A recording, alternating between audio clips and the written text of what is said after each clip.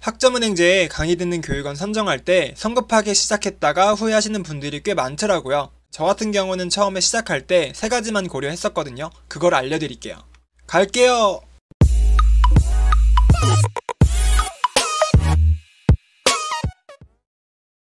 안녕하십니까, 범스타입니다. 여러분들이 저처럼 편입을 한다거나 또는 대학원 진학, 기사 취득, 학력 개선 등 다양한 이유들로 인해서 학점은행제를 시작하잖아요. 그래서 학점은행제를 인터넷에 검색해 보면은 학점은행제 본원 사이트가 나오고요. 그 밑에는 블로그, 카페 글들을 확인할 수 있습니다. 그 글을 클릭해 보면은 뭐 사진 한 장 글 한 줄, 사진 한 장 글 한 줄 이런 식으로 돼 있어서 사실 알아보기 좀 어려워요. 또 교육원들이 엄청 많습니다. 우선 교육원이 이렇게 많은 이유에 대해서 설명드려 보자면 대학교랑 비슷하다고 보시면 되는 거예요. 우리나라 대학교만 따져보더라도 전국에는 300개가 넘고요. 인서울에는 50개 가까이 있습니다. 그래서 교육원도 똑같은 거예요. 대학교에서 주관하는 땡땡 대학교 평생교육원이 있을 거고, 아니면 온라인으로 들어가서 땡땡 사이버 평생교육원, 뭐 땡땡 온라인 원격 교육기관 이런 식으로 존재를 하는 거죠. 저 같은 경우는 사실 오프라인 땡땡 대학교 평생교육원을 다니다가 이제 편입학원 다닐 시간이 없더라고요. 그렇다 보니까 이제 온라인으로 돌린 케이스인데, 그래서 오프라인에서 온라인으로 바꿀 때 이때 많은 고민을 했었어요. 그거를 여러분께 알려드리려고 해요. 우선 저는 2가지 조건에 의해서 교육원들을 좀 골라냈고요. 그리고 3번째 조건에 의해서 결정을 했습니다. 일단 첫 번째 조건은 내가 원하는 시기에 확실하게 학위 취득이 가능한지 이거를 따져봤어요. 2번째 조건은 교육부에 정식으로 인가가 된 교육원인지 확인을 했습니다. 3번째 조건은 가장 중요한데 영상 후반부에 말씀드릴게요. 우선 첫 번째 조건부터 설명드려 보자면, 어떤 교육원은 과정이 10주차 과정으로 진행되거나 이런 건 없고요. 모든 교육원이 15주차 과정으로 진행이 되는 건 똑같아요. 그리고 중간고사 1번, 기말고사 1번 뭐 이런 큰 틀은 변하지도 않습니다. 그리고 가끔 토론이나 과제나 시험 같은 부분들이 어렵지 않은가요? 라고 여쭤보시는 분들이 많은데, 사실 정규대학교도 아니고 학점은행제 상에서 어려워봤자 거기서 거깁니다.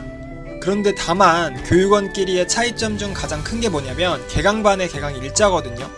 어떤 교육원은 뭐 월초에 개강을 하고 어떤 교육원은 월말에 개강을 하고 이런 식으로 다 달라요, 이거는. 그리고 또 과목이 열리는 것도 다릅니다. 어떤 교육원은 ABC라는 과목이 열리는 반면 또 어떤 교육원은 BC라는 과목만 열려요. 그렇기 때문에 내가 선택할 수 있는 폭이 줄어들 수 있다는 거예요. 그래서 내가 반드시 필요한 과목을 들어야 되고요. 나에게 맞는 개강 일자의 개강반으로 들어가 주시는 게 가장 좋다라는 겁니다. 그래서 여러분들이 먼저 학위 취득에 대한 계획을 세우셔야 되는데요. 그 계획이 확실한 계획인지 검증을 받아볼 필요는 있습니다. 그래서 이런 부분들은 초심자들이 잘 모르다 보니까 상담이 필요하게 되고, 이때 자연스럽게 플래너라는 개념이 도입되는 겁니다. 그래서 2번째 조건은 정식 교육원인 거를 확인하는 건데요. 학점은행제 사이트 접속하셔서요. 메인 페이지에 좌측 상단 보시면은 표준교육 과정이라고 있습니다. 거기서 교육훈련기간 조회를 클릭한 다음에 여러분들이 상담받았던 그런 교육원을 검색을 해보는 거예요. 그래서 검색을 해서 그 검색된 교육원이 나오면 정식 인가된 건 맞습니다. 이때 중요한 건 여러분들이 직접 교육원으로 전화를 하는 거예요. 그래서 내가 상담받았던 담당자나 플래너가 재직 중인 건지 실제 일을 하고 있는 건지를 먼저 파악하는 게 중요합니다. 그래서 저는 2가지 조건을 고려해서 일단 교육원들을 골라냈고요. 저 같은 경우는 교육 쪽이다 보니까 돈이 좀 더 들더라도 확실한 방법을 택하고자 했어요. 그래서 짧은 기간 동안 수많은 상담을 받아보고 빠르게 결정을 한 다음에 바로 공부를 시작했어요. 가끔 보면은 교육원 고르는데 거의 1달 걸리는 분들이 계세요. 그러진 마세요. 3번째 조건 공개할게요. 보통 교육원마다 랜덤으로 담당자가 배치가 되든 아니면 내가 직접 담당자를 골라서 교육원으로 듣든, 여러분들이 학점은행제를 시작하게 되면은 어떤 사람이랑 이제 연락을 하게 돼요. 그 사람을 검증해보는 게 되게 중요합니다. 제가 편입 시작하려고 막 알아볼 때였어요. 다양한 분들이랑 상담을 했었는데 대부분의 상담사들이 저보다 잘 모르더라고요. 검색만 해도 알 수 있는 편입 모집 요강만 읽어주는 사람 말고요.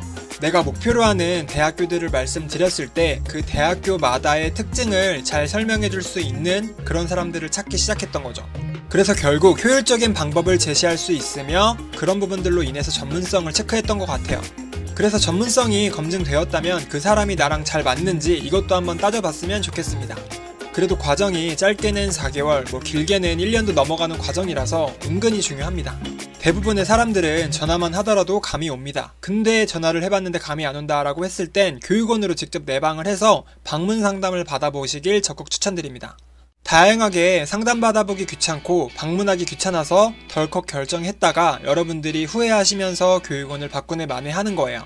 판단이 서지 않는다거나 아니면 궁금한 사항이 있으시면은 하단 댓글 남겨주시면 제가 어느 정도 조언은 해드릴게요.